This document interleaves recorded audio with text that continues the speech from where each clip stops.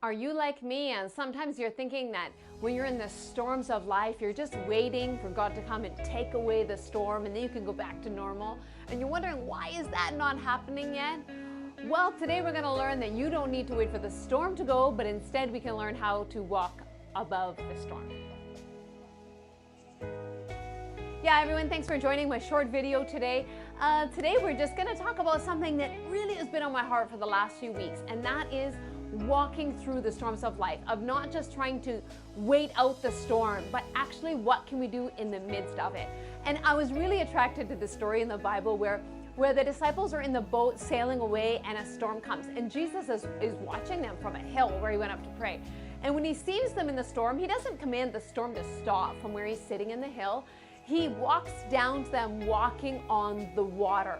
And even when he gets to them, his first thing to do is not to calm the storm and make the storm go away, but instead he is walking above the storm and showing them to do the impossible, even though the storm is raging around them.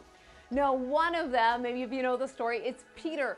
He says, you know what, Jesus, if that's really you, then call me to walk out on the water. And Jesus does. And so Peter starts taking steps, even though he's a fisherman, and he's so used to sitting inside the boat. And if he's ever accidentally taken a step outside of the boat and missed the dock, he knows that he falls into the water.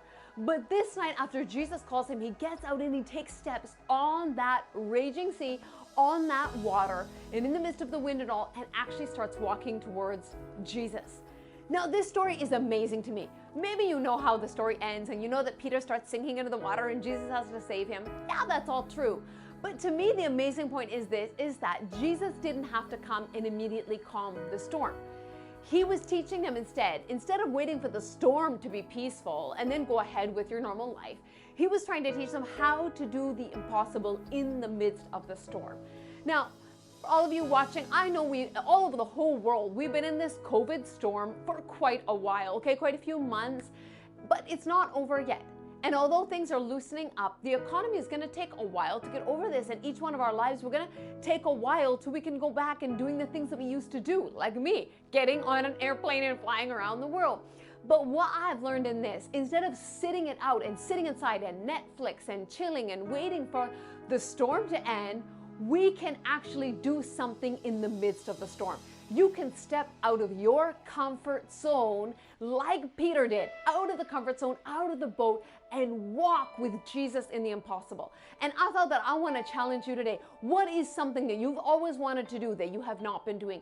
Who is someone you can reach out to? What is something new that you can discover and learn? Now is the time, not when the storm is calm, but now in the midst of the storm. Hear what Jesus is calling out for you to do and take some impossible steps with him today.